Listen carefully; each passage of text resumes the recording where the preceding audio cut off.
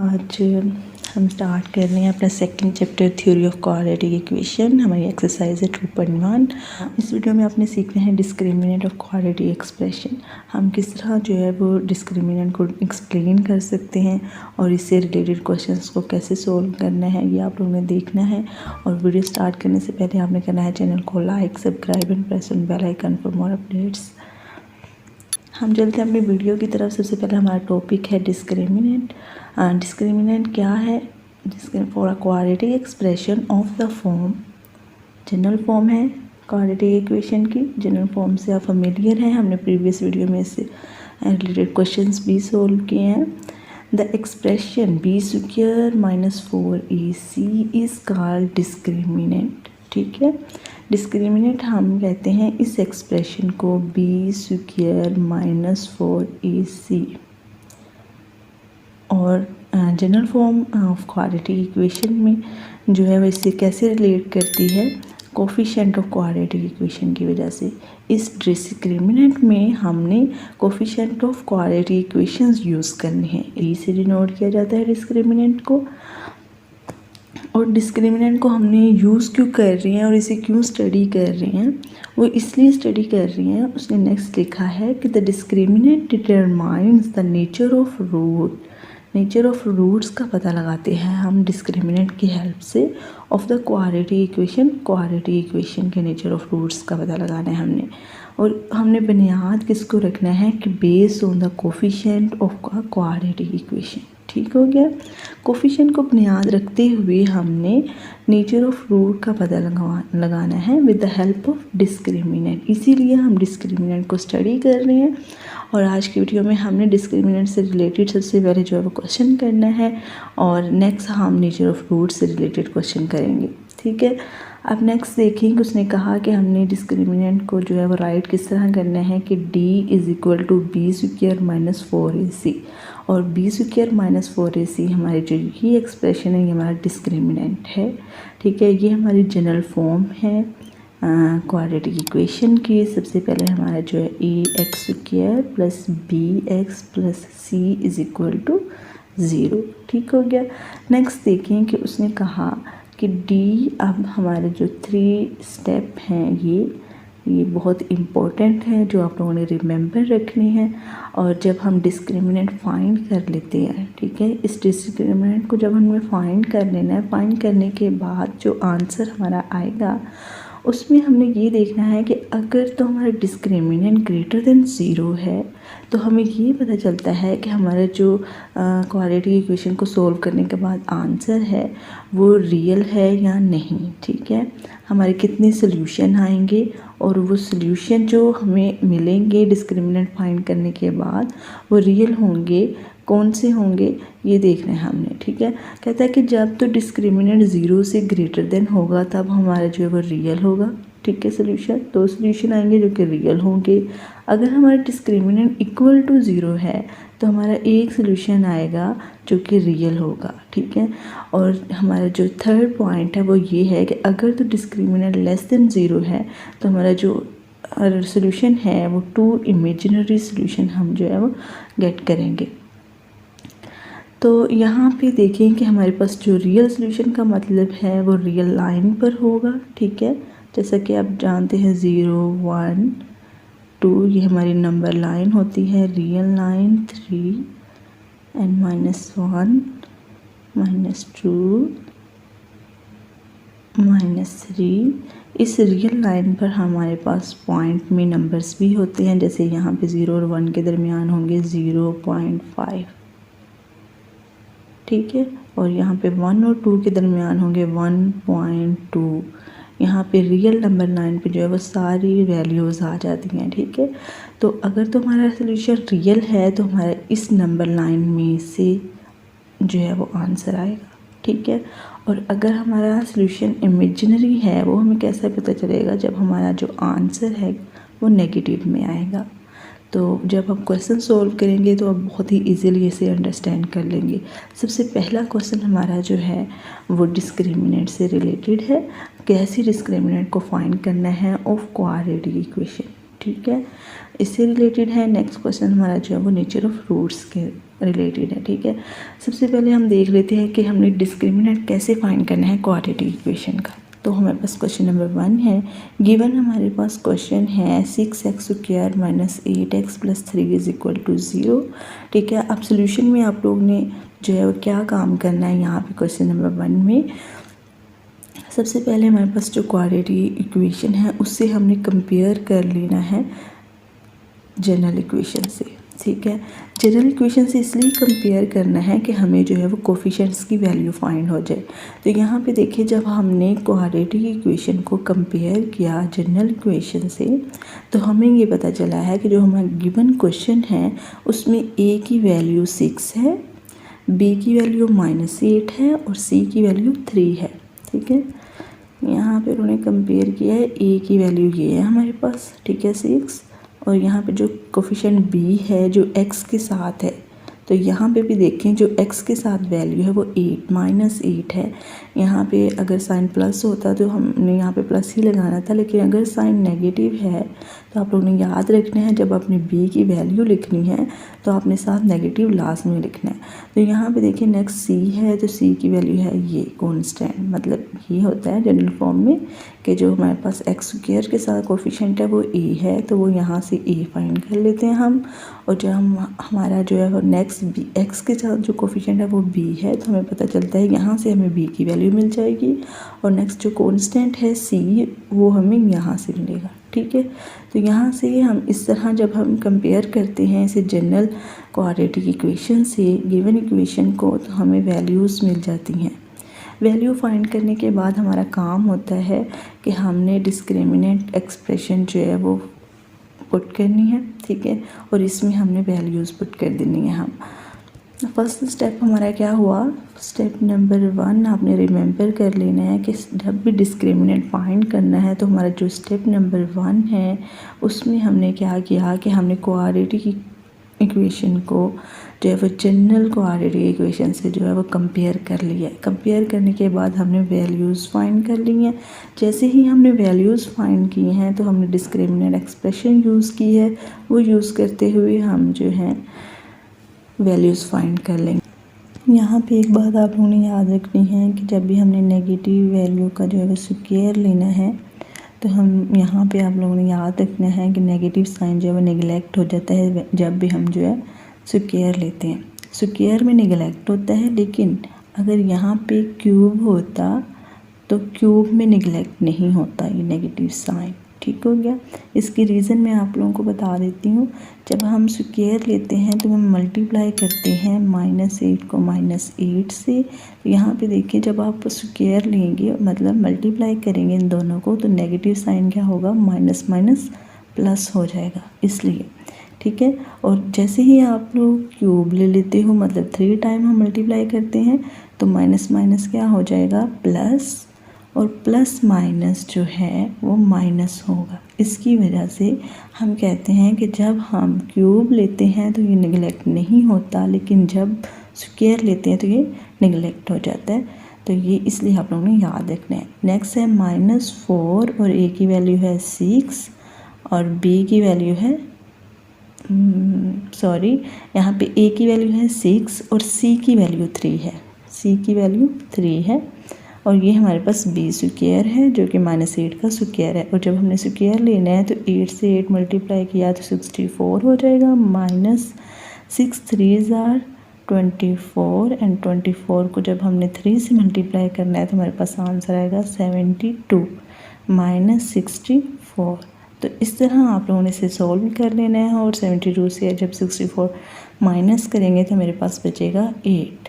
ठीक है, तो ये हमारे पास फाइंड हो गया है डिस्क्रिमिनेंट। ये सिंपली हमने फाइंड किया है डिस्क्रिमिनेंट। जब आपको कहा जाएगा क्वेश्चन में कि डिस्क्रिमिनेंट फाइंड करो तो आप लोगों ने इसी तरह b² - 4ac एक्सप्रेशन यूज़ करते हुए डिस्क्रिमिनेंट फाइंड कर लेना है। तो ये हमारे पास आ गया d = -8। ये हमारा था क्वेश्चन नंबर 1। क्वेश्चन नंबर 1 से रिलेटेड जितने भी क्वेश्चन है वो आप लोगों ने सेम इसी तरह करने हैं। नेक्स्ट देखिए हमारा जो क्वेश्चन नंबर 2 है उसमें हमने फाइंड करना है nature of root of the following quadratic equations and verify the result. Result यहाँ पे हमने क्या फाइंड करना है ये आप लोग देखें। यहाँ पे मैंने डिस्कस किया था। क्वेश्चन नंबर 2 में हमने सबसे पहले डिस्क्रिमिनेंट फाइंड कर लेना है इसे यूज़ करते हुए। जैसे ही हमने डिस्क्रिमिनेंट फाइंड कर लेना है तो हमने ये 3 स्टेप जो है वो फॉलो करते हुए रिज़ल्ट वेरीफाई करना है। तो किस तरह करना है हम क्वेश्चन नंबर 2 में देखते हैं। यहाँ पे देखें हमारे पास जो गिवन क्वेश्चन है वो ये है। मेन ये हमारी गिवन क्वाड्रेटिक इक्वेशन है। क्वाड्रेटिक इक्वेशन हमारे गिवन है। सोल्यूशन में देखें हमने क्या करना है, हमने इक्वेशन को एज इट इज़ लिखा है और दूसरा स्टेप हमारा है कि हमने कंपेयर किया है इसे जनरल इक्वेशन से। सबसे पहले जब हमने इसे जनरल इक्वेशन से कंपेयर किया है तो हमारे पास ये वैल्यूज़ आ गई हैं। हमें ये पता चला है कि जो कोफिशिएंट ऑफ एक्स स्क्वायर है मीन टू से ए उसकी वैल्यू है 1। ठीक है, इस इक्वेशन से पता चला है 1 है वैल्यू। जब कोई भी वैल्यू नहीं होती एक्स के साथ या किसी भी वेरिएबल के साथ उसका मतलब होता है इसके साथ 1 है।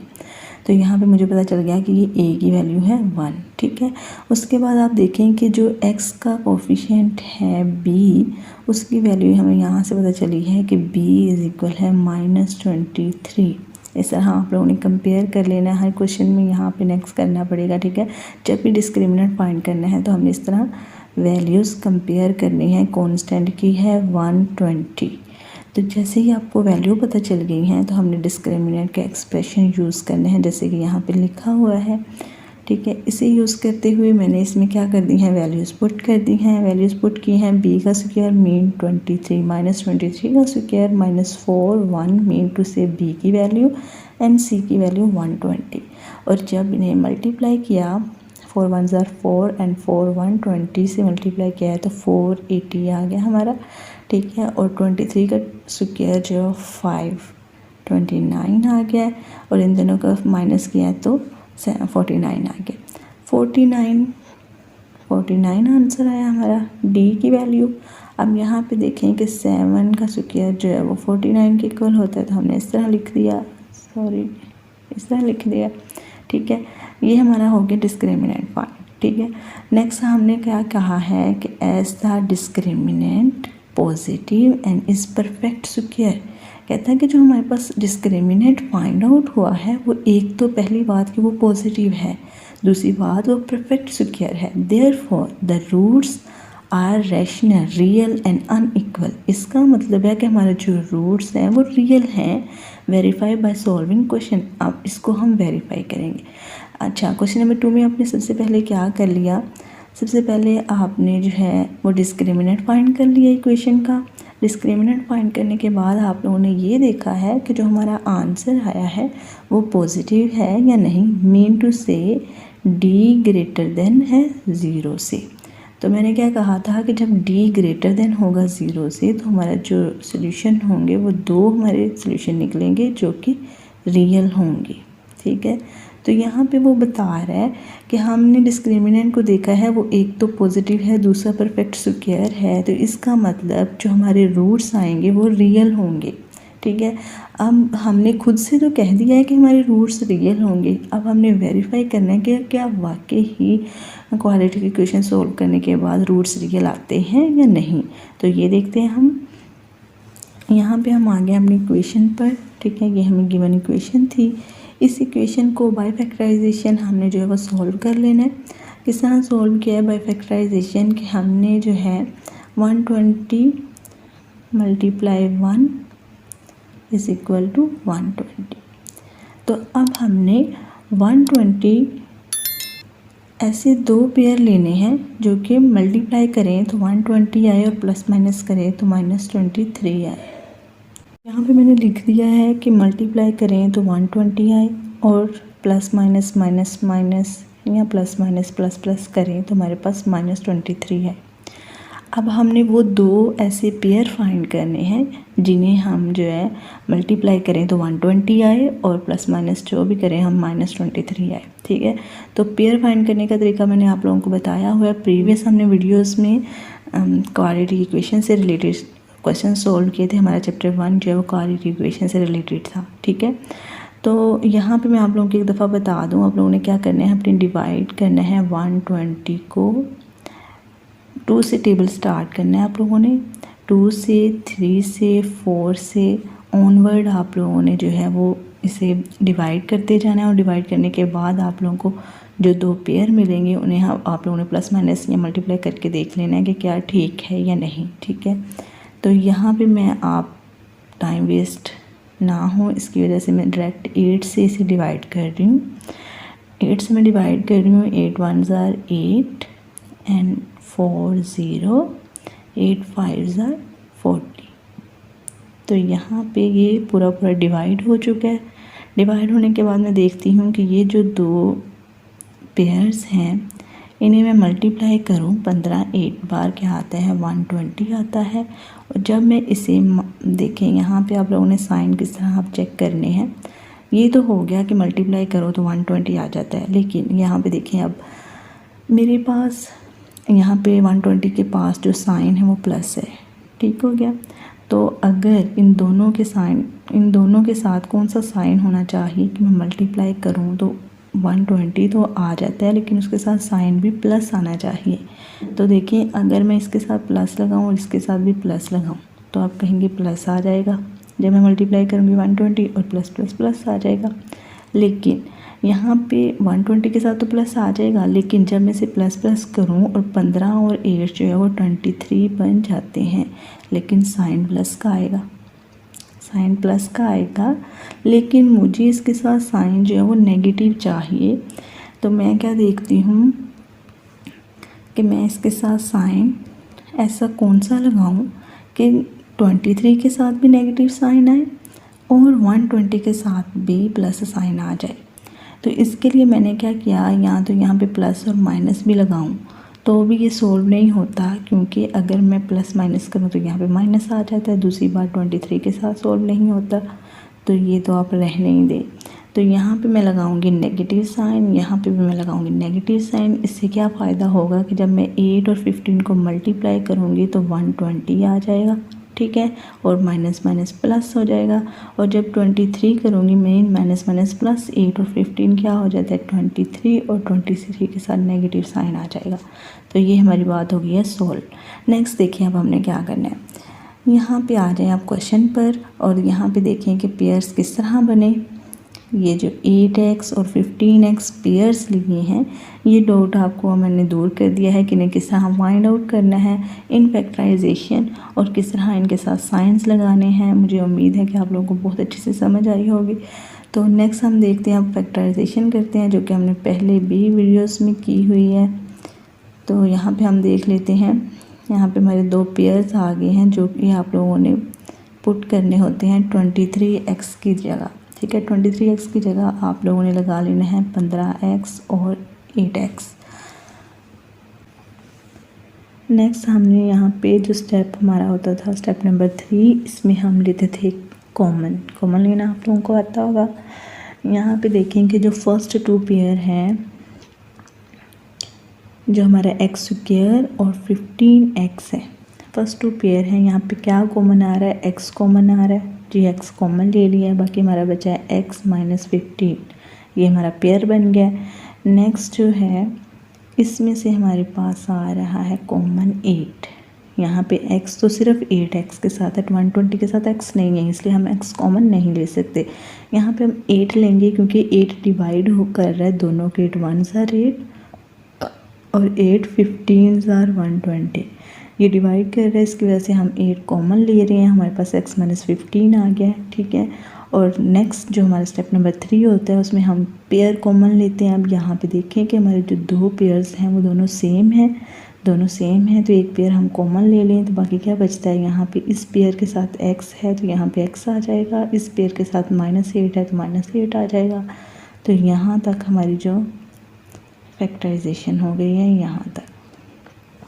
ठीक है, अब देखिए यहाँ पे दोनों पेयर्स इक्वल टू 0 हैं, तो क्या मैं इन्हें सेपरेट करके लिख सकती हूँ। तो मैंने सेपरेट करके लिख लिया।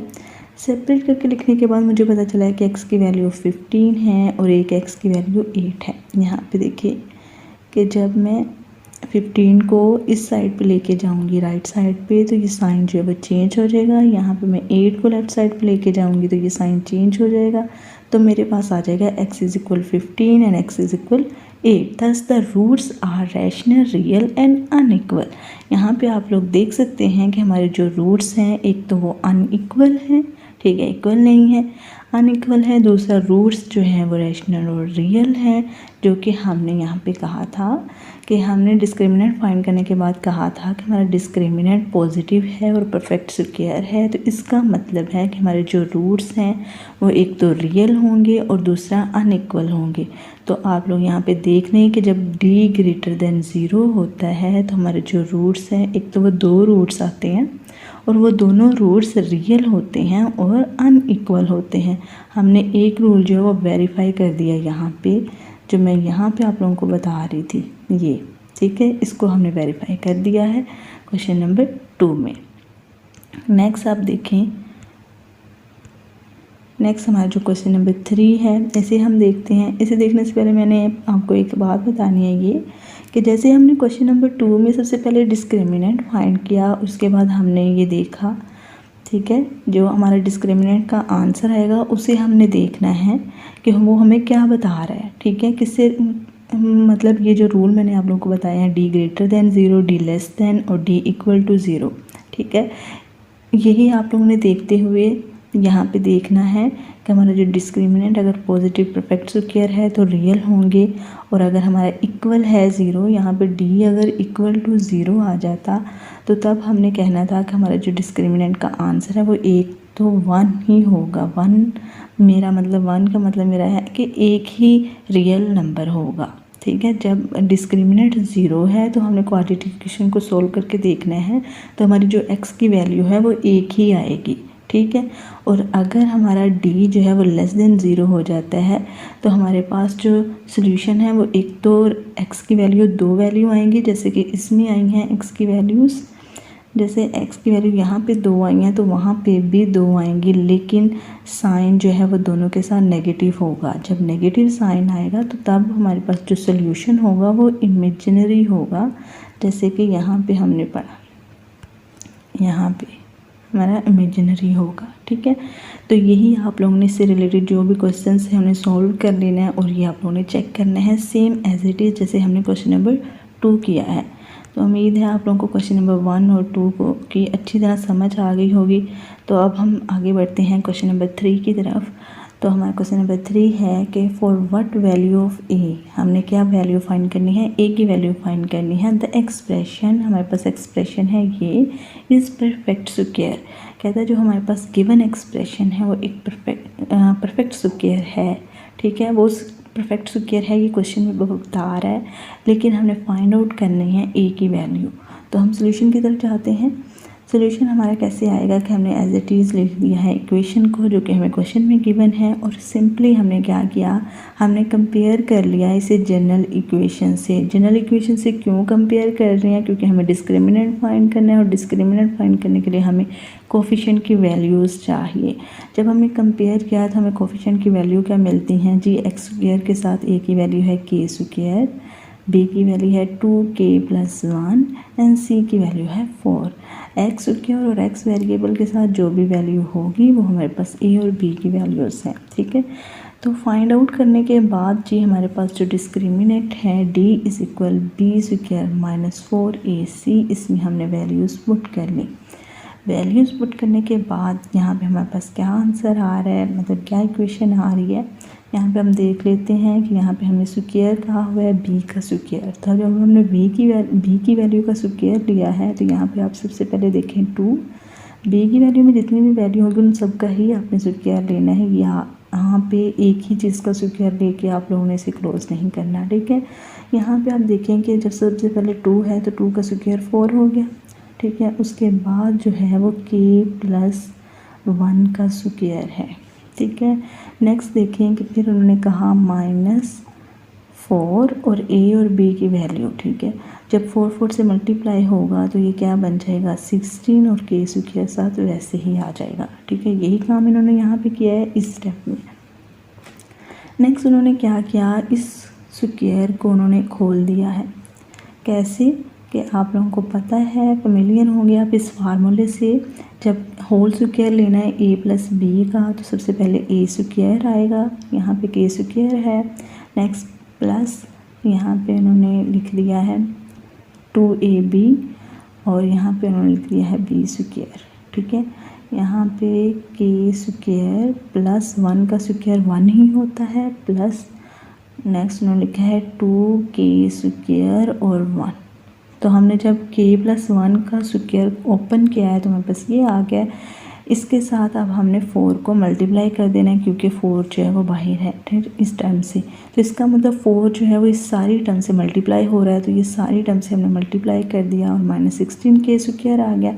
अब यहाँ पे देखें कि हमारे पास दो वैल्यूज़ हैं जो कि हैं k स्क्वायर के साथ कांस्टेंट है -16 और यहाँ पे k स्क्वायर के साथ है 4 और ये दोनों टर्म्स आपस में जब प्लस माइनस होंगी तो हमारे पास आंसर आएगा 12k स्क्वायर, क्योंकि ये दो ऐसी टर्म है जिनके साथ वेरिएबल सेम है। जब वेरिएबल सेम है तो इसका मतलब इसे हम प्लस माइनस कर सकते हैं। तो जब हमने किया तो -12k स्क्वायर आ जाता है। नेक्स्ट देखिए कि हमारे पास जो k के साथ मतलब सिंपल x के साथ जो वेरिएबल के साथ कांस्टेंट होता है, वैसे यहाँ पे k के साथ जो कोफिशिएंट है वो 8 है और नेक्स्ट हमारे पास जो कांस्टेंट की वैल्यू है वो c की वैल्यू है, मीन टू से 4। जी, यहाँ पे हमारे पास डिस्क्रिमिनेंट आ गया है दिस ये हमारा डिस्क्रिमिनेंट है। उसके बाद वो कहता है कि as the discriminant of the given expression is perfect square. ये परफेक्ट स्क्वायर उसने किस तरह कहा है कि हमें क्वेश्चन में कहा गया था कि ये इक्वेशन हमें परफेक्ट स्क्वायर देती है। ठीक है, जब हमने इसको जो है फाइंड आउट किया है तो हमारे पास एक क्वाड्रेटिक इक्वेशन बन गई है, लेकिन उन्होंने हमें गिवन कहा हुआ है कि एक्सप्रेशन जो है वो परफेक्ट स्क्वायर है। ठीक है, अगर तो पॉजिटिव और परफेक्ट स्क्वायर है तब हम कहते हैं therefore the roots are real and unequal. अब वो ये बता रहा है कि जब आप लोग इस इक्वेशन के रूट्स फाइंड करोगे तो वो या तो रियल और अनइक्वल होंगे। रियल और अनइक्वल होंगे इसका मतलब दो सोल्यूशन हमारे पास आने वाले हैं और वो दोनों एक तो अनइक्वल होंगे, दूसरा रियल होंगे। तो जैसे हमने क्वेश्चन नंबर 2 में डिस्कस किया, इसी तरह यहाँ पे उसने कहा कि अगर तो डिस्क्रिमिनेंट इक्वल टू 0 है। ठीक है, यहाँ पे हम कह देते हैं कि डिस्क्रिमिनेंट इक्वल टू 0 है और हमारे पास जो डिस्क्रिमिनेंट आया है वो है 12k square plus 8k plus 4। हमने इस क्वाड्रेटिक इक्वेशन को इक्वल टू 0 कहा, जिसकी बुनियाद पर हमने कहा कि d इक्वल टू 0 हो।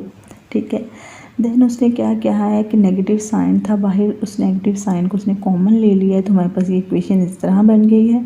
यहाँ पे हमने नेगेटिव साइन कॉमन लिया है। ठीक है, नेगेटिव साइन यहाँ पे 12 के साथ था, लेकिन हमें k स्क्वायर के साथ जो कोफिशिएंट है उसके साथ प्लस साइन चाहिए, जिसकी वजह से हमने नेगेटिव कॉमन ले लिया और हमारे पास ये टर्म आ जाती है।